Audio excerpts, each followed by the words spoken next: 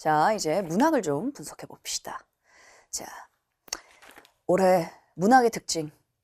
일단 학생들이 가장 많이 체감했던 문학의 특징은 연계율이 떨어진다 했어. 70에서 50으로 떨어졌죠.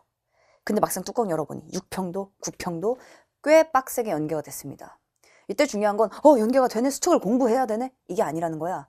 본래 70% 연계였잖아. 근데 그 당시에도 연계가 된다 하더라도 뭐라고 했니? 정답률이 유의미하게 높지가 않아요.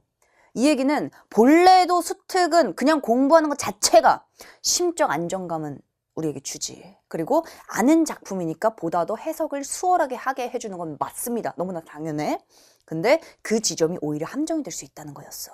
그래서 수특도 그대로 공부하면 안 된다고 했습니다. 수특도 우리가 그냥 이 작품들을 보는 것이 아니라 이 작품들을 가지고 어떻게 선지화하는지, 결국 핵심은 선택지 판단이거든. 작년에 만행을 여러 번 사례로 들었죠. 이번 시험에서도 어떠니? 규원가 그대로 나왔잖아. 근데 규원가에서 오답률 가장 높게 나왔죠. 문학 지점에서. 자, 그래서 그러한 내용들을 우리가 확인해 봤을 때 연계 자체가 중요한 것은 아니다. 연계의 혜택을 받아야 되는 것은 맞지만 그건 말 그대로 그냥 수월하게 지문 해석을 하는 것까지 도와주내지 거기에 의지할 수가 없습니다. 그리고 연계율이 50%로 떨어졌는데 왜 연계는 더 빡세게 되는 느낌이지? 그게 중요하다는 거야. 한마디로 아는 작품 가지고 너희가 풀어도 자신 있다는 거라고 얘기했었잖아. 자신 있다는 겁니다. 이들의 역할은 너희들을 변별하는 거야. 그치? 변별이 충분히 될 수 있다는 자신감이야. 그 자신감 그럼 어디서 나오겠니? 선택지에서 나온다는 겁니다. 그래서 문학의 핵심도 역시 선택지. 그래서 이제 쌤도 마지막에 가장 강조하는 심화 강조. 핵심이 선택지 판단이죠. 물론 그 선지를 판단하기 위해서 문학에서 간과하면 안 되는 포인트, 바로 보기와 비평, 평론이 되겠습니다. 자, 6평에서의 보기와 9평에서의 보기는 차이가 꽤 크다고 얘기했었는데 어떤 차이가 있었니? 너희가 알아야지. 너희가 주체니까. 너희가 주인공이잖아. 너희가 시험 때 실전에서 활용해야 되는 포인트입니다. 그게. 6평에서의 보기는 기준과 틀이었어. 한마디로 작품에 대한 해석이라기보다는 하나의 기준을 주고 이 기준을 기반으로 네가 한번 작품을 읽어봐. 그 포인트에서 문제를 낼 거야. 요거였잖아. 그래서 그 기준의 보기 속의 핵심 포인트, 나에게 어떠한 기준을 주는가를 파악하는 게 가장 기본적 첫 번째 포인트였습니다. 근데 이번 9평은 보다 더 수월했던 이유. 보기가 6평보다는 사실 좀 아쉽다고 쌤이 얘기했었잖아. 왜냐면 독서에서 선지의 변형을 빡세게 보여준 만큼 문학에서도 그러한 경향에 대해서 조금 더 보여줬더라면 얼마나 좋았을까. 왜냐면 어차피 훈련인데 6편과 9편은 어차피 훈련이잖아. 거기서 내가 점수를 잘 받는 게 기분은 좋을 수 있겠지만 공부의 동력은 될 수가 있겠지만 그 자체는 사실 진짜 중요한 건 아니거든. 그래서 9편이 조금 더 어려웠을지라도 거기에 보다 더 경향을 넣어줬더라면 오히려 수능에 대해서 우리가 보다 더 빡세게 분석할 만한 요소들이 더 많지 않았을까. 이런 아쉬움은 살짝 있지만 그럼에도 이번 9평에도 역시 중요한 문학에서의 포인트가 있습니다. 그 부분들을 중심으로 내용들을 좀 보도록 하자. 자, 일단 고전 소설인데 요거 연계죠? 연계입니다. 그래서 자, 일단 21번의 보기를 먼저 봐야 되겠지? 그리고 보기에 함정이 있을 수가 없어. 왜냐? 배비장 전에서라고 나오기 때문에 100% 작품 속에 있는 설명을 하고 있다는 겁니다. 물론 선지는 그 지점을 작품과 잘못 연결해서 오답으로 만들 수 있었겠지만 6평은 더 심했잖아. 6평은 심지어 보기의 내용 자체가 틀렸을 수도 있다고 했습니다. 그걸 그대로 보여준 게 작년의 이기영의 고향, 거기서 보기에서의 함정 포인트, 그거 쌤이 여러 번 강조했다? 그거는 아마 쌤의 커리는 당연하고 다른 해설 강의에서도 여러 번 강조했었을 거야. 그래서 그런 내용들을 꼭 체크를 하시고요. 자, 21번의 보기는 너무나 많은 힌트들을 줍니다. 중요한 건 너희가 이거야. 이 보기를 통해서 이 힌트를 가지고 지문에 들어갔냐. 요게 핵심입니다. 이 문제를, 여기 나와 있는 문제들 맞히는 것은 자, 맞히는 것보다도 중요한 것은 요거 찾는 거. 한마디로 보기 내용은 뭐니? 양반이란 우월감을 버리고 그들을 존중하는 경험을 했다. 그래서 그의 관념의 변화가 일기 시작한 것이다. 핵심은 뭐라고? 우월감에서 존중으로 바뀌었다는 거야. 그러면 지문을 읽을 때 너희들은 찾아야지. 어느 지점이 우월감, 어느 지점에서 존중으로 바뀌지? 그러면 지문 속에 사건은 딱 두 가지밖에 없습니다. 지문 속에 사건이 많지가 않아. 딱 두 개야. 뭐야 뭐니? 요 두 가지입니다. 첫째, 우월감에서 존중을 느끼는 거 누구에게? 계집에게. 두 번째, 우월감에서 존중을 느끼는 거 누구에게? 사공에게. 요게 사건의 끝이죠. 사건은 총 두 토막이라고 볼 수가 있겠습니다. 자, 그래서 이제 정답은 4번이죠. 이 노릇을 어찌하여야 좋겠는가. 요거는 이제 물론 우월감과 존중에서 나온 포인트는 아니지만, 자, 여기서는 다른 방도를 어떻게 찾지? 요거였잖아. 그러니까 정답 자체는 쉬웠을 건데, 중요한 건 너희가 요걸 보기에서 찾고 지문으로 갔을 때 월등히 지문 독해와 지문 속 사건, 지문 속의 내용을 파악하는 것이 수월하다는 거야. 요걸 가지고 들어가는 게 올해 수능에서도 가장 핵심적일 거라는 거. 사실 고전소설은 그거 말고는 다른 함정이나 이런 어려운 포인트가 없었습니다. 그래서 너희도 어려운 건 없었을 거라 생각해. 19번 같은 경우 굉장히 예전 방식이죠. 실제로 이제는 이런 식의 예전 방식들? 쌤은 문학 본범도 그렇고 지금 타는 목마름으로 이제 문학, 최종 감각 문학도 그렇고 예전 수능 문제들도 몇 개를 넣는 편이거든. 실제로 이런 비슷한 문항들 충분히 등장할 수가 있겠습니다. 그래서 19번 정답은 너무 쉬워. 자, 넘어가도록 하고요. 자, 현대소설과 극 복합 보겠습니다. 자, 여기서도 핵심은 요것만 체크해보자. 24번으로 좀 갑시다. 자, 보기가 나와 있네. 역시 갯마을은 이렇게 시작합니다. 작품에 대한 설명이니까. 자, 보기도 종류가 여러 가지라고 했잖아. 작품론 있고, 장르론 있고, 신화, 소설 혹은 시나리오의 특징 이런 것들. 그래서 장르론, 작가론, 시대론 이런 게 나왔을 땐 작품에 온전히 반영되지 않을 수 있다. 근데 이렇게 작품론이 나왔을 땐 작품에 온전히 반영이 되겠죠? 선지엔 반영되지 않을 수 있습니다. 작품엔 온전히 반영된다는 거야. 이 내용을 기반으로 너희가 작품을 읽어야 돼. 작품 보기 전에 이미 힌트와 예고편을 다 주고 있는 건데. 그지? 응. 자, 그래서 24번은 보기. 핵심은 요거네요. 사물, 장소, 일과 같이 일상을 구성하고 있는 이 사람들의 일상 구성하는 이것들은 인물들의 실현. 작품 속에 뭐 나오겠니? 실현 나오겠네, 그러면. 맞아? 실현 나오겠죠. 자, 그것에 대한 노력. 인물들의 태도까지 알려주는데 실현에 대한 노력입니다. 당연히 실현을 극복하고자 노력하는 거니까 당연히 그 안에 뭐가 있겠니? 의지가 있는 거야. 기본입니다. 당연한 겁니다. 그리고 거기서 희망도 지니고 있다라는 거. 요게 보기의 내용이었습니다. 자, 정답 자체는 쉬웠죠. 5번입니다. 돛대는 자신들의 희망이 실현될 것이라는 확신이 틀린 거지. 확신, X. 확신이 아니라 뭐라고 바꾸면 좋을까? 기대감, 이렇게 바꿨으면 참 좋았겠죠. 확신이라는 건 무조건 그렇게 믿는 거잖아. 아니지. 그래서 기대, 설렘, 요 정도로 바꾸면 되겠습니다. 자, 26번 같은 경우는 이제 너희가 읽으면서 주석 나오는 거 무조건 주석 바로 보라고 얘기했었는데, 쌤이. 문학에서 특히 고전시가 주석 바로 보셔야 됩니다. 기출문제 풀다 보면 주석이 그냥 선택지에 들어가는 경우도 있어. 그 정도로 중요한 게 주석이야. 예외도 있잖아. 고전시가를 너희들은 번역한다고 착각하면 안 돼. 고전시가를 완벽하게 읽지 못해도 거기 나와 있는 문제를 다 맞힐 수 있습니다. 다만 꼭 읽어줘야 되는 포인트는 주석에 넣어준다는 거야. 그러니까 주석이 출제 포인트가 될 수가 있다는 겁니다. 중요한 거야. 모르는 어휘는 원래 본래 넘어가는 게 본래 문학인데, 본래 고전 문학인데 그 중에서도 주석을 굳이 준다? 무조건 무란 얘기입니다. 여기서도 지금 자, 몽타주 기법. 얘는 심지어 시나리오인데 기법이잖아. 자, 시나리오에서 절대 빠지지 않는 게 바로 기법이죠.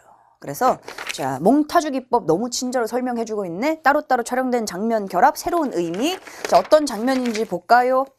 자, 문을 열고 하늘을 보는 가족들, 뛰어나와 바다를 보는 사람들, 분주하게 움직이는 안악들. 요 장면 연결되는 거야. 각각 따로따로 찍은 거지. 지금 이제 공간도 다르고 사람들도 다릅니다. 근데 이것들을 이어붙였네. 어떤 의미를 새롭게 형성할까? 몽타주의 정의 자체가 새로운 의미를 형성한다며. 무슨 의미겠니 그러면? 자, 문을 열고 하늘을 막 보고 뛰어나 바다를 쳐다보고. 여기가 갯마을이잖아. 바다를 막 쳐다보고 분주하게 움직이고 마을 사람들의 어떤 그 걱정, 날씨에 대한 걱정 이런 것들을 드러내는 게 새로운 의미라고 볼 수가 있겠죠. 정답은 아주 상반된 의미 X입니다. 주로 몽타주 기법이 드라마나 영화 같은 데서도 많이 쓰이잖아. 정말 많이 쓰이잖아. 예를 들어 가장 전형적인 거. 연인끼리 이별한 다음에 한쪽 연인이 막 술 마시면서 과거를 떠올리잖아. 그러면은 그와 행복했던 막 데이트 시절, 데이트 모습, 영화관에서 영화를 보고 막 맛있는 걸 먹고 막 까르르 거리는 이런 것들이 막 몽타주로 막 흘러가잖아. 그 모든 것들은 과거에 그와의 좋았던 추억이죠. 그래서 결합된 의미. 자, 그래서 여기서는 상반된 의미 X입니다. 보고 판단했더라면 상반 아니라는 거 확인할 수가 있겠지. 27번의 별표 좀 쳐보자. 자, 굳이 얘네 둘을 묶어놓은 이유가 있을 거야. 그지? 묶어놓은 이유가 있을 겁니다. 왜 묶었을까? 그게 핵심이야. 앞으로도 이런 지문 복합 나올 겁니다. 문학에서. 쌤이 심지어는 지문 복합이 아니라 지문이 늘 수도 있다고 얘기했었잖아. 근데 문학은 사실은 복합도 있고 비평도 있고 보기도 있기 때문에 지문이 느는 것을 이런 방식으로 구현할 수도 있거든. 그런 의미에서 갈래복합 충분히 등장하죠. 202 예시문항에서도 들어있었잖아. 특히 산문복합. 그 산문복합을 뭘 가지고 연습하는 게 좋다고 했니? 17학년도의 문학 문제들 분명히 보라고 했습니다. 거기서는 심지어 비평과 2개의 산문복합이 하나로 엮여 있다. 한마디로 약간 얄밉지. 3개의 글이 하나의 지문에 들어가 있는 거야. 엄청난 거죠. 그래서 참고를 반드시 하시고 27번을 보면 가에서 나로의 각색 방향이잖아. 그래서 너희가 밑에다 적어봐.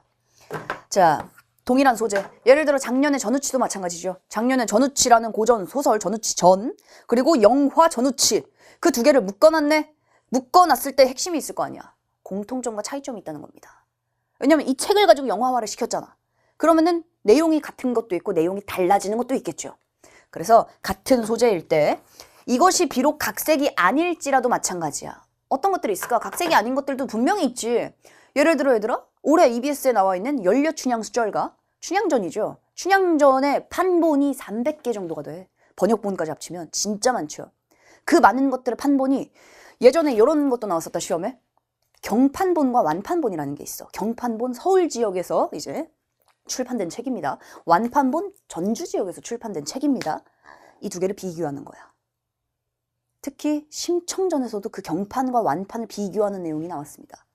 판소리 개수도 정말 중요하거든. 춘향전이 지금까지 역대 평가원에 4번 출제가 됐고요. 심청전도 역대 4번 출제됐습니다. 그 정도로 판소리계 소설들 판본이 너무나 많기 때문에 판본에 대한 비교 요게 나올 수도 있다는 거야.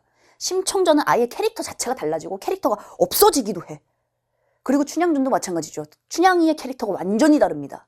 다른 이유도 존재하지. 그런 게 비평에 나온다고 생각해봐. 어려워. 그래서 너희들은 비평과 보기를 보면서 더더욱 뭐가 포인트지? 아, 비교구나. 보니까 딱 갈래갈래가 묶여있어. 보니까 이렇게 산문복합 묶여있어. 둘 다 갯마을이야. 그러면 당연히 너희들이 염두에 둬야 되는 건 공통점과 차이점이라는 겁니다. 읽으면서 파악을 해야 돼. 읽으면서. 방금 읽었던 첫 번째 지문을 꼼꼼히 읽어야죠. 그래야 2번째 지문 읽으면서 비교가 또 되잖아. 이 캐릭터 아까 얌전했는데 여기서는 막 괄괄하네? 이 캐릭터 앞에서 없었는데 여기서는 있네? 상황이 좀 다르네? 이런 것도 분명히 나올 거라는 거야. 그래서 2개를 묶어놓은 거야. 그걸 가지고 만든 문항이 바로 27번이라는 거죠. 27번은 그냥 문제를 한 번 풀고 넘어가는 정도의 문항이 아닙니다. 얘는 문항의 특징이 월등히 중요해. 정답은 얘도 쉬워. 인물들 간의 믿음이 무너진 것은 아니죠. 인물들 간의 믿음이 무너지려면 사람과 사람들 간의 불신, 사람들 사이의 갈등 이런 것들이 나와줘야 되잖아. X. 정답은 4번이지만 요 문항은 올해 충분히 등장할 만한 그러한 유형의 특징을 보여주는 문항이라는 거. 그게 훨씬 더 중요합니다. 별표, 각색 방향 별표, 차이점 확인 적으시고 넘어갑시다. 자, 현대시도 쌤이 할 말이 좀 있지. 현대시. 현대시 얘들아. 시라는 거 일단 기본적으로 우리가 읽을 수 있어야 돼. 왜냐? 분명히 비연계 작품들 나올 거거든. 분명히 너희에게 아주 생소한 작품들 나올 수 있겠죠. 그랬을 때 자, 요거 다시 한번 정리합시다. 마지막으로. 요 내용도 쌤이 쌤의 커리 강좌들 그리고 지금 쌤이 해설하고 있는 이제 모의고사의 강의들 거기서도 여러 번 강조하는 건데 시가 나왔을 때도 그냥 이 시들은 개별적인 각각의 시들이 아니야. 범주화가 가능합니다. 자, 전형적으로 90% 이상을 가지고 있는 90% 이상의 시들의 특징이 바로 첫 번째 방식이죠. 화자가 나와. 화자는 시 속에 말하는 사람 100% 모든 시는 화자가 다 있습니다. 내가 겉으로 드러나 있지 않아도 화자는 존재하는 거지. 그런 화자가 자신의 상황과 정서를 말하는 거 이게 기본입니다. 그래서 우리가 대부분의 시에선 상황 찾고 정서 찾으려고 하는 거야. 그런데 약간 범주가 다른 것도 있네. 2번째. 청자를 드러냅니다. 청자를 상정을 해. 그리고 청자를 굳이 부르니까 청자가 있겠죠? 청자가 나왔을 때 핵심은 자신의 상황을 청자를 굳이 불러놓고 야, 들어봐. 나는 말이야. 그럼 청자를 왜 불러? 처음부터 혼자 나와서 자기 상황 정서 얘기하면 되거든. 근데 청자를 굳이 상정했다는 건 의도가 있다는 거야. 그 의도라는 건 뭐겠니? 청자에게 어떤 메시지를 던지냐가 그 시의 대부분의 주제를 구성한다는 겁니다. 청자를 상정하는 시들을 생각해봐. 청자를 상징하는 시들, 그 청자에게 어떤 메시지를 던지는지를 들어봐. 그게 그 시의 주제입니다. 가장 대표적으로 김수영의 눈, 젊은 시인이요. 기침을 하자. 기침을 하자? 뭐지 그게? 핵심은 기침을 하자가 뭔지를 파악하면 그게 그 시의 주제라는 거야. 그게 저항이잖아. 저항정신이잖아. 젊은 시인이요 불렀지. 기침을 하자! 그 메시지가 핵심이라는 겁니다. 자, 그래서 메시지 주로 청요와 명령을 통해 제시가 되거든. 그래서 청자가 나와 있는 시들 요거 체크하는 거 분명히 물어볼 겁니다. 그래서 요 두 개는 지금 약간 달라 분명히. 근데 하나가 더 있죠. 바로 대상을 강조하는 작품들입니다. 요거 쌤이 구평 전부터 요거 나눠서 설명하면서 대상을 강조하는 시가 올해 EBS 수특에도 있다. 그게 바로 종가다 라는 얘기를 진짜 여러 번 했습니다. 종가. 왜 종가가 그런 시냐? 종가. 일단 겉에 드러나 있는 표면적 화자가 없어. 그리고 화자가 자기 얘기하니? 화자는 자기 얘기를 안 한다? 원래 화자하면 자기의 상황 얘기하잖아. 자기의 정서를 얘기하잖아. 정서도 나오지 않습니다. 오, 쌤 이런 시가 있나요? 그게 바로 세 번째 유형이야. 대상을 강조하는 시입니다. 그러면 이런 시는 화자의 상황과 정서를 찾아야 될까? 여전히 그럼에도 읽으면서 막 정서 확인하고 정서가 없는 것 같은데 뭐지 막 밑줄 칠 게 없는데 이렇게 봐야 될까? 아니라는 거야. 시는 제목에서 시작하잖아. 제목이 종가입니다. 당연히 이 시의 핵심적인 대상은 종가야. 종가가 뭔지를 파악하는 게 핵심입니다. 종가라는 대상, 심지어 화자가 겉에 드러나 있지도 않잖아. 그럴 때 더더욱 너희들 요거 찾아주셔야죠. 얘는 본래 대상을 강조하는 시가 아니더라도 요게 시를 읽어내는 기본입니다. 여러 번 강조해서 알고 있잖아요. 쌤의 수업을 들었던 학생들 알고 있잖아. 수, 식, 비, 유, 병치를 통해 대상의 속성을 파악하라는 것까지도 힌트를 줬었어. 근데 이 시는 전체가 그냥 대상의 속성이야. 종가가 대체 어떤 특징을 갖고 있는가입니다. 그리고 거기에 더해서 자, 두 가지 더 봐달라고 했었죠. 바로 대상을 대하는 화자의 태도입니다. 시 옆에 써있는 화자의 태도 땡땡 정서 땡땡 요거 아니야. 그 대상을 대하는 태도입니다. 대상이라는 게 여긴 지금 종가라는 거 하나가 나와 있지만 종가가 아니라 다른 시들은 대상, 예를 들어 시어들 여러 개 나오잖아. 그 각각의 시어들마다 우리가 보통 긍부정을 따지면서 이게 동그라미인지 삼각형인지 따지면 전반적인 시를 읽어낼 수가 있잖아. 그 동그라미 삼각형을 뭘 가지고 따지냐라는 거야. 육평에서를 생각해보면 좋아. 육평에서 대장간의 유혹? 대장간의 유혹? 뭐지? 대장간이 좋은 곳인가 안 좋은 곳인가? 어떻게 파악할 수 있어? 화자의 태도 가지고 파악할 수 있습니다. 뛰어내리고 싶다. 그 공간이 싫단 얘기야. 플라스틱같이 모두가 똑같이 사는 그런 공간이 싫단 얘기입니다. 대장간 걸려있고 싶다. 긍정이라는 거야. 그 대장간에서 나오는 꼬부랑 호미. 꼬부랑 호미 왠지 안 좋을 것 같은데. 긍정이야. 거기 나와 있는 또 다른 어떤 그 대장간의 물건들. 긍정이야. 화자의 태도가 핵심입니다. 거기다 화자의 태도는 굉장히 직접적으로 드러나 있었잖아요. 육평에서는. 찾기가 굉장히 쉬웠죠. 그리고 꽤 많은 시들이 화자의 태도가 아주 직접적입니다. 좋다 싫다 화자가 저 대상을 어떻게 파악하고 어떻게 생각하고 있는지가 굉장히 잘 드러내는 시들이 많아. 놓치시면 안 됩니다. 자, 근데 여기서는 화자의 태도가 분명히 존재하죠. 자신의 상황과 자신의 정서는 없지만 대상을 대하는 화자의 태도는 드러나 있지. 종가를 어떻게 그리고 있는지를 봐봐. 그래서 직접적으로 좋다 싫다 걸려있고 싶다 뛰고 싶다 뛰어내리고 싶다라고 직접적 표현될 수도 있지만 어휘나 시 속의 내용을 통해서 화자의 태도를 충분히 유추할 수가 있다는 겁니다. 28번의 정답이 2번이지. 그리고 요 풍자적 태도를 드러낸다라는 이 표현 자체는 특소공에 똑같이 써 있었거든. 종가의 핵심입니다. 이게. 종가를 어떻게 대하고 있는가 화자가. 왜냐? 처음부터 끝까지 이 모든 말을 하고 있는 건 바로 화자거든. 그럼 화자가 종가를 분명히 부정적으로 생각하고 있다는 거, 비판하고 있다는 거, 풍자하고 있다는 거 분명히 확인하는 것이 가능하죠. 거기다 하나 더해서 대상과 연관된 정서까지 파악해주면 대상에 대해서 놓치지 않는다라고 얘기를 했던 게 가장 중요했습니다. 29번은 얘들아, 이것도 오답률이 좀 높았는데 29번 정답이 4번이죠. 쌤, 노래와 이야기 요거는 비연계니까 잘 처음 본 작품이었어요. 처음 보는 작품이라고 해도 왜 뭐가 어렵겠니? 왜 못 읽겠어? 자, 노래는 심장, 이야기는 뇌수. 일단 구분되고 있네. 노래가 심장이야. 이야기는 뇌수입니다. 뭔가 우리가 왜 머리는 차갑게 심장은 뜨겁게 이런 표현하잖아. 노래라는 게 뭔가 이제 감성적, 이야기는 뭔가 이성적 이런 건가? 처형이 밤늦게 들어와 노래로서 아내를 보면 귀신을 꿇어 엎드리게 했다지만 심장으로 귀신을 감동시켰잖아. 처용이. 막상 목청을 떼고 남은 가사는 베개에 떨어뜨린 머리카락 하나 건드리지 못한다. 이 얘기는 머리카락 하나 건드리지 못한다라는 것은 영향을 줄 수가 없다는 얘기잖아. 그치? 힘이 약하다는 얘기입니다. 노래를 목청을 떼어내고 남은 가사 자체는 하지만 처용의 이야기는 살아남아. 이야기는 살아남아 새로운 노래 풍속 짓고 유전해 가리라. 그래서 처음부터 노래와 이야기를 구분했어야 돼. 이야기는 살아남아서 끝까지 갑니다. 이제 아무도 시집에 악보를 그리지 않는다. 노래하고 싶은 시인은 자 지금 29번에 B를 봅시다. 노래하고 싶은 시인은 노래하고 싶어? 말 속에 은밀히 심장의 박동을 골라 넣는다. 왜? 그 바로 위를 보면 이제는 아무도 시집에 악보를 그리지 않아. 노래가 빠졌죠. 이야기만 남았다는 겁니다. 이야기만 지금 전해줬잖아. 지금까지 이야기만 유전해 왔잖아. 근데 그 이야기에 노래하고 싶은 시인은 말 속에 심장의 박동을 넣는다는 얘기야. 노래를 껴놓고 싶다라는 얘기죠. B는 노래의 성격이 약화된 말. 너무나 당연하지. 이야기가 유전돼 왔고 더 이상 악보를 그리지 않으니까. 하지만 시인은 노래를 원합니다. 따라서 그 노래 안에 심장 박동을 골라 넣는데 심장이 뭐였니? 심장이 노래였잖아. 그 노래를 끼워 넣는다. 이 얘기는 노래가 주는 감동을 불어넣는 상황. 4번이 적절한 상황이죠. 앞에서 노래와 심장, 그 다음 이야기와 뇌 이것을 연결했더라면 사실 정답은 4번이지. 1번의 오답률이 높은데 1번 볼까? A는 노래와 가사의 융합이 가져온 결과. A. 노래와 가사의 융합? 노래가 빠지고 가사만 남았는데 머리카락 하나 건드리지 못하잖아. 분리됐잖아. 노래는 빠지고 가사만 남았네. 결합 X죠. 왜 골랐을까? 막 고른 거지. 정답은 4번입니다. 자, 그래서 적절한 거. 그래서 이런 문항들도 한마디로 이 시인은 뭐 하고 싶다는 거야? 이 시인은 이것도 화자의 태도가 그대로 드러나 있지 않니?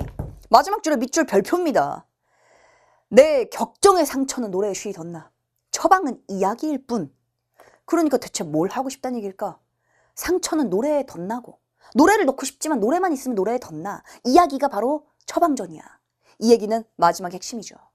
이야기로 시를 쓰며 뇌수와 심장이 결합되길 바란다. 둘 다 요 얘기잖아. 마지막에 바란다 화자의 태도입니다. 화자가 무엇을 지향하고 무엇을 원하는지가 그대로 드러나 있죠. 아주 직접적으로 드러나 있습니다. 마지막에 밑줄 별표 화자의 태도가 그대로 드러나 있죠.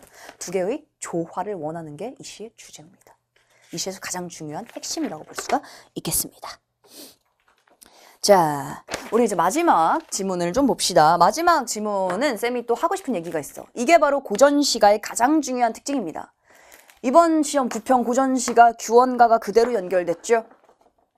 얘가 수능이었다면 참 좋았겠지만 얘는 지금 구평이야. 구평이기 때문에 규원가가 연결됐다 연결되지 않았다는 중요하지 않습니다. 고전시가의 진짜 핵심은 뭔지 아니? 고전시가는 너희가 공부하면서 어떤 느낌을 받아야 되냐면 매번 고전시가를 떨면서 맞이할 필요가 없어. 고전만큼 반복되는 게 없거든. 뭐가 반복될까?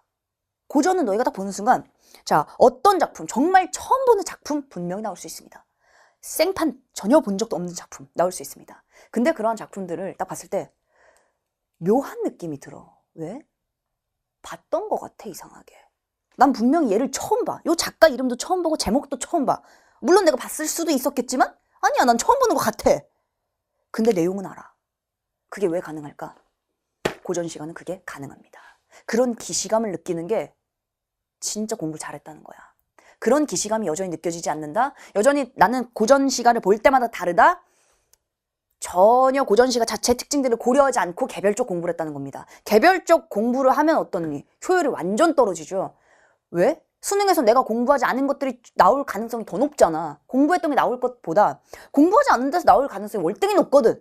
그리고 고전시가는 그러한 개별적인 시가들 혹은 가사들, 뭐 시조들 이런 특징들이 너무나 명확성을 지니고 있는데 주제도 아주 제한적이고 형식도 제한적이고 표현도 제한적인데 아주 상투적이고 우리의 그 선조들이 고맙다고 말씀드려야 되나? 그건 아니지만 anyway 엄청난 창의력을 막 발휘해서 시를 쓰신 분들이 많지 않다는 겁니다. 왜냐하면 기본적으로 시는 소통이 돼야 되니까 내 멋대로 쓰는 것도 시가 아니라는 거지. 그래서 우리가 남의 시지만 읽어낼 수가 있다는 거야. 그 전형성을 담고 있는 게 바로 고전시가입니다. 그래서 우리는 규원가를 보지 않을 거야. 규원가 연계잖아 이거. 전문 다 들어있거든 특소공에. 거기서 강조했던 포인트들 다 들어있거든. 그래서 쌤이 총평에서도 연계 지점들 PPT로 이미 보여줬잖니. 그게 중요한 게 아니라 규원가는 규방가사입니다. 규방가사에 들어있는 특징들, 그것을 너희가 구분할 수 있어야 돼. 규방가사? 여인이 쓴 가사야. 자, 규방, 여인의 방이죠. 여인이 기거하는 방입니다. 규방가사라고 부를 정도로, 그러니까 가사의 명칭을 붙였잖아. 규방가사, 강호가사, 기행가사, 연애가사, 유배가사, 가사 이름을 붙일 정도로 이들은 공통점을 지니고 있다는 걸 너희가 아는 게 훨씬 더 중요해. 그걸 마지막으로 오늘 정리하고 마무리하도록 하겠습니다. 자, 규방가사. 규방가사는 여인들이 방에서 쓴 시, 생각해봐라. 바느질 안 하고, 바느질을, 보통은 이 당시 여인들 생각해봐. 다 바느질 하잖아. 바느질하고 뭐 그림, 취미로 약간 그리고? 근데 여기서 시를 쓰네? 배웠다는 거야. 배우고 생각도 많은 사람이야. 근데 시를 쓸 수밖에 없는 상황. 대부분이 부정적 상황입니다. 특히나 여인들은 더 그렇지. 왜? 허난설원, 이 당시에 천재로 불렸던 여인입니다. 근데 허난설원 하면 누구라고 알고 있어? 허균 누나 이렇게 알고 있잖아. 허난설원은 허균을 뛰어넘는 이 당대의 진짜 천재 중 천재였거든. 누가 아냐고 그걸. 그 정도로 자신의 천재성을 어디서 발휘할 수도 없는 사람이야. 관직도 없잖아. 과거 시험 볼 수도 없잖아. 앉아서 시를 쓰네. 거기다가 여인들의 삶은 누구에게 달려있니? 남편에게 달려있거든. 규원가를 읽어보면 알겠지만 남편이 어떤 사람이야? 공후 배필은 못 되더라도 군자 호구는 되길 바랬는데 심지어는 삼생의 원업이요 월하의 연분으로 경박자를 꿈같이 만나. 경박자, 경박한 인간이 남편입니다. 남편 욕으로 시작하잖아. 벌써 이 시의 전체적인 분위기가 느껴지지 않니? 자신의 삶에 대한 한탄이죠. 거기다가 돌아오지 않는 남편에 대한 기다림. 언제 올까 대체 이 인간은. 그거에 대한 자신의 상황에 대한 원망과 한탄. 이게 규원가입니다. 규원가의 특징을 근데 규원가만 갖고 있냐? 아니라는 거야. 규방가사들에는 규원가와 같은 자신의 삶에 대한 원망과 한탄이 굉장히 많이 들어있습니다. 자, 그리고 이제 시험에 제일 많이 나오는 것은 바로 강호가사거든. 강호가사, 자연을 그리고 있는 거죠. 자, 이 강호가사에 나와 있는 특징들도 너무나 뻔해. 그래서 너희가 강호가사를 그냥 읽을 필요가 없다는 거야. 강호가사, 심지어 보기에 강호가사 뭐 이렇게 써있다. 뻔합니다. 어떤 내용이 나올지. 자연 친화야. 혹은 자연에 대해 예찬도 들어있을 수 있죠. 그 속에서 뭘 느끼니? 흥취를 느낍니다. 물론 여기서도 예외는 있지. 예외라기보다는 다른 정서도 들어있죠. 쌤이 문학 본범에서부터 강조했던 것은 상황, 공간은 이분법으로 나눌 수 있지만 사람의 심리는 이분법으로 나눌 수 없다. 자연 속이지만 부정적인 감정을 느낄 수 있어. 어떨 때? 속세가 그리울 때. 속세를 내가 원했지만 속세에 가지 못하고 자연에 있을 때. 이런 경우에 특히 유배가사와 엮여서 이제 그러한 정서가 드러나는 경우도 있다고 했습니다만 전반적으로 흥취입니다. 자연 속에서 흥취를 느껴. 그리고 거기서 소박한 생활을 하는 것이 강호가사의 가장 기본적인 요소들입니다. 강호가사 하면 이게 그냥 들어있거든. 여기에 근데 추가를 해줘야지. 강호가사의 핵심은 사실 이거거든. 자, 이건 있다. 너희가 고전시가가 내가 진짜 약하다. 그런 사람들은 대표적인 고전시가들 전체를 읽어주면 좋아. 방금 쌤이 말했던 기시감 있지. 그 전체, 그 가사들 한 두세 개만 보더라도, 그 시조들 두세 개만 보더라도 나머지는 그 안에 있는 내용, 그 안에 있는 표현, 그 범주를 웬만하면 벗어나지 않습니다. 대표적인 계보들이 있어. 공부를 할 거면 그런 것들을 공부를 해야 돼. 그런 것들을 공부하고 머릿속에 이 틀을 넣은 상태에서 다양한 문제를 푸셔야 됩니다. 지금 다양한 문제를 푸는데 머릿속에 이것도 없다. 정말 시간 낭비하고 있는 거야. 그래서 이걸 넣고 역으로 가셔요. 이걸 넣고 다른 문제풀이를 통해서 그것을 확인하고 체화하고 나의 캐파를 늘려가는 것이 공부지. 마구잡이 양치기 특히나 지금 구평 이후에 더 부질없다. 자, 그래서 강호가사의 정말 전형적인 효시. 자, 어디서 시작하냐? 일단 요거 추가된 정보부터 정리를 하고 그 계보를 쌤이 살짝쿵. 너희가 다 알고 있는 계보, 너희가 이미 다 풀어본 그런 작품들이 가장 전형적인 이런 특징들을 갖고 있어. 자, 바로 강호, 자연에서. 자연에서 이런 흥취를 느끼는 것도 다 누구 덕분이야? 다 임금님의 덕분이라는 겁니다. 역군은 이셨다. 이 표현 들어봤잖아. 역군은 이셨다. 전형적인 연군 지정. 임금에 대한 충, 사랑. 이것이 전형적으로 강호가사들에 들어 있습니다. 근데 가사라는 건 얘들아 뭐니? 길이가 엄청나게 길단 얘기야. 가사. 가사는 그 중에 전문이 나오지 못하죠, 당연히. 가사 중에 짧은 것들만 나올 수 있겠지. 전문이 보통 나올 수가 없습니다. 너무 길어. 그러니까 이런 요소들도 너희가 기계적으로 강호가사는 자연 친화, 흥취, 소박생활, 뭐 임금님의 사랑 무조건 나온다, 무조건 나온다 이게 아니라는 거야. 어떤 부분이 나오는지는 봐야지. 요 지점이 들어가 있을 수 있고 들어가 있지 않을 수 있다? 이게 빠져 있는데 너희가 연군 지정이잖아. 이렇게 하면 안 된다는 거야. 항상 기계적 판단은 절대 지양하라고 얘기했습니다. 근데 쌤이 이런 틀을 주는 이유는 너희가 작품을 읽을 때 보다 수월하게 읽으라고. 어떤 내용들이 들어있을지 미리 알고 읽으라고. 그리고 그것을 읽으면서 확인을 하라고. 이렇게 알려주는 겁니다. 자, 그래서 EBS를 기계적으로 공부한 학생들이 그래서 내가 공부한 것 밖에서 나오면 그 문제를 그냥 고민 없이 틀려버리잖아. 그게 더 기계적 판단에서 그렇거든. 그렇게 하시면 안 됩니다. 문학이잖아. 문학은 열린 해석이 얼마든지 가능합니다. 다른 표현들 얼마든지 가능하죠. 자, 그래서 가장 대표적인 거 정극인의 상춘곡에서 시작하지. 이미 다 기출 싹 다 됐던 것들이야. 정극인의 상춘곡. 그 다음에 나오는 게 면왕정가, 송순의 면왕정가. 그 다음 연결되는 게 바로 정철의 성산별곡입니다. 그 계보를 따라가는 게 강호가사의 전형이야. 전형. 자, 그리고 여기 두 개만 더 정리를 해보자. 자, 기행가사만 또 체크를 해봅시다. 기행가사가 쌤이 현장에서 해보니까 의외로 학생들 또 신경을 안 써요. 얘들아, 수능에서 2년 연속 기행가사가 나왔다? 일동장유가 일본의 사절로 가서 일본을 기행하고 쓴 가사입니다. 연행가, 청나라에 가서 중국을 구경하고 쓴 가사입니다. 2년 연속 나왔으면 그 가사에서 물어보는 포인트도 동일하게 나왔거든. 둘 다 출제 포인트로 등장했던 가장 중요한 표현들, 심지어 여기에 주목해라 똑같이 나왔었거든. 기행가사 보셔야 됩니다. 기행가사가 나왔네? 그럼 너희들은 뭘 확인해야 될까? 암기하자 이건. 자, 이거 어렵지 않아. 너희가 올해 수능을 딱 대박을 내는 거지. 대박 딱 낸 다음에 어딜 가겠니? 이제 부모님이 여행 갔다 와라. 내년에 이제 막 코로나도 약간 잠잠해지고 파리에 딱 갔어. 뭐 할 거야 이제? 너희가 파리에 가서 기행가사를 쓴다 생각해. 기행가사 별게 아니라 기행문이 있잖아. 기행문. 놀러 가서 쓰는 거. SNS 쓰는 거 똑같죠. 뭐 할 거야? 일단 가야지. 어딜? 파리니까 에펠탑부터 시작해볼까? 에펠탑 일단 가야죠. 첫 번째, 기행가사에 반드시 들어갈 수밖에 없는 첫 번째 요소, 여정입니다. 여정. 여정이라고 하면 약간 좀 추상적인가? 여정. 요거 체크하시면 됩니다. 공간 체크하시면 됩니다. 기행가사 겁나게 길 거야. 기행가사에서 너희들은 처음부터 뭐에 주목해줘야 돼? 여기 어디지? 거기에 주목해주셔야 됩니다. 공간이 어디지? 그리고 기행가사의 특징. 에펠탑 가서 거기 내내 서 있을까? 하루 종일? 아니잖아. 에펠탑 갔다가 루브르 갔다가 이동해야죠. 샹젤리제 갔다가 그 옆이니까 거리 걸어보고. 그래서 여정이야. 공간이 아니라 그래서 여정인 겁니다. 공간의 이동이기 때문이야. 그래서 너희들 공간 체크하셔야 되고요. 공간의 이동 보셔야 됩니다. 그래서 이 사람이 A에 있었네. A에서 뭘 보고 뭘 느꼈고 그 다음에 어디로 가고 거기선 또 뭘 보고 뭘 느꼈고 요거 보는 거야. 그게 기행가사입니다. 기행가사는 3요소가 결정이 되어 있습니다. 자, 첫 번째 여정. 그리고 다음에 지금 쌤이 뭐라고 했니? 거기 가서 에펠탑 앞에 도착해서 서 있을 거야? 봐야죠. 그렇죠? 얼마나 멋있는지 봐야 될 거 아니야. 그 주변의 풍경과 사진도 딱 찍고. 두 번째 견문입니다. 뭘 보고 들었는가? 그 내용이 들어있습니다. 자, 그렇다면 이 견문에서도 또 하나만 체크하자. 견문. 자, 뭘 보고 듣고 그 공간에서 자, 어떻게 드러낼래? 어떻게 표현할래? 나 에펠탑 갔다 왔어. 그럼 친구가 물어볼 거 아니야. 어땠어? 뭐라고 할 거야? 그게 바로 견문이잖아. 그게 바로 내가 보고 들은 거잖아. 주로 묘사를 통해 드러납니다.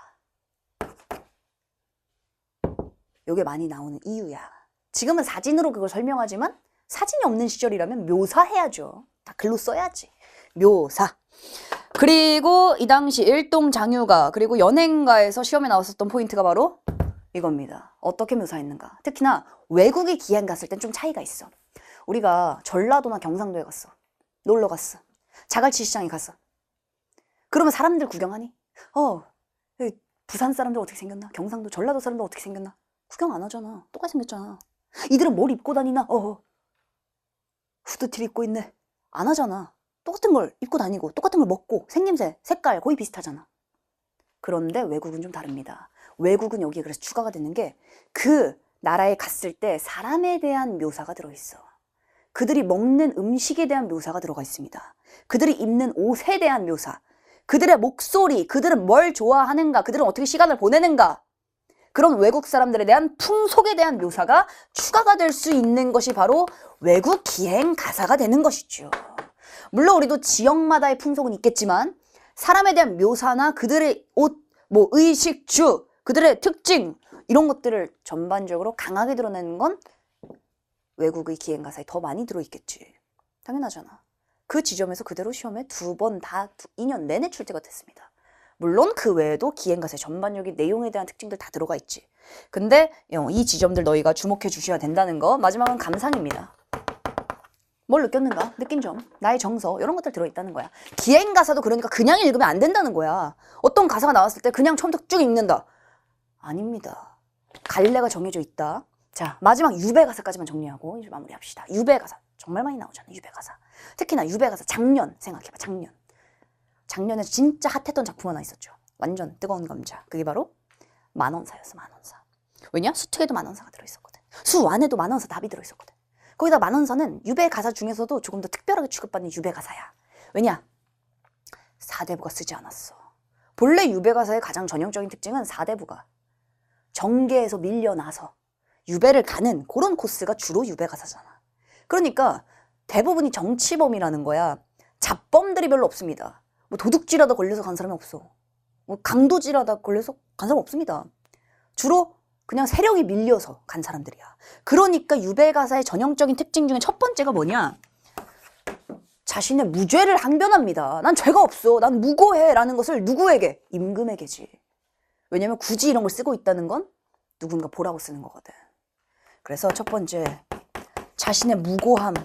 이것을 주로 드러내는 게 유배가사의 특징인데, 전형적 특징인데 거기서 벗어난 게 바로 만원사였죠. 왜냐? 잡범이었거든. 만원사 사대부도 아니거든. 아주 하급 관리였죠. 하급 관리인데 심지어 나라 돈을 뺑땅 쳐서 유흥에 탕진하다가 딱 걸린 거네. 누가 봐도 빼박이야 이건. 그래서 유배를 갔죠. 부끄럽잖아. 무죄를 어떻게 항변하겠니 인간이라면.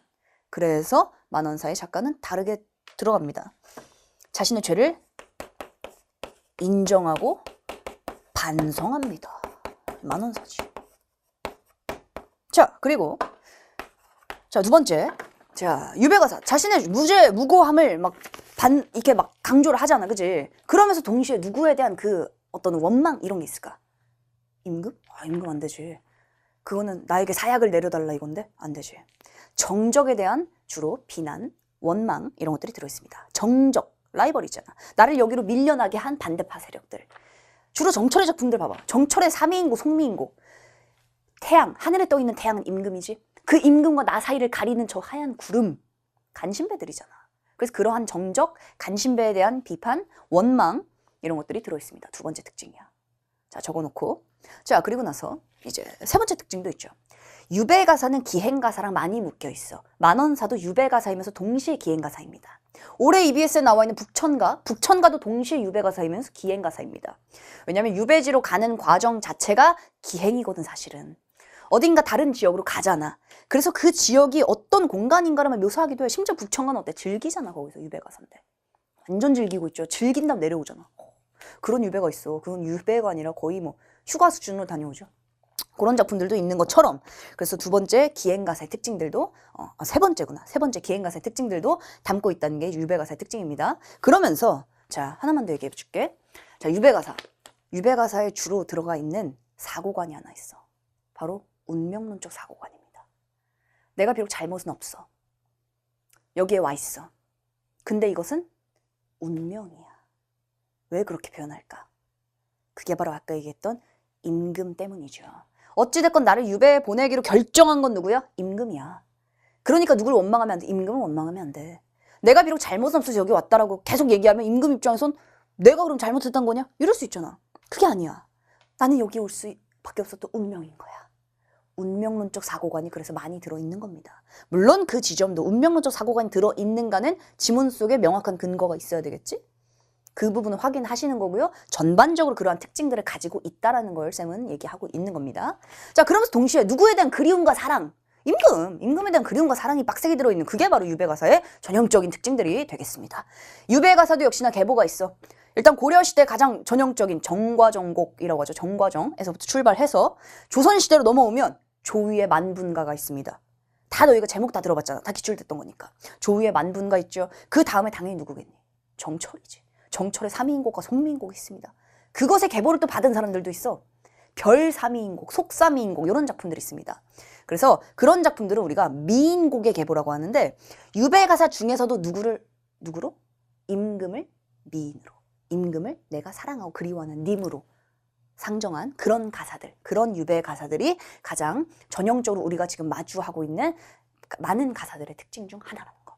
그걸 좀 기억해 주시면 되겠습니다. 그래서 고전시가도 마찬가지. 너희가 이제 수능 날까지 제한된 시간 안에 우리가 할 수 있는 최대한의 효율을 높이면서 공부하는 방식들, 그 내용들, 특히나 쌤이 강조하는 출제 포인트들, 올해의 경향들 반드시 염두에 두셔야 됩니다. 그리고 쌤이 독서에서도 얘기했지만 정말 중요한 건 나를 믿는 거야. 쌤 말고 너 자신, 나를 믿는 거야. 그래서 한계를 절대 규정 짓지 말고. 쌤이 며칠 전에 말도 안 되는 얘기를 들었잖아.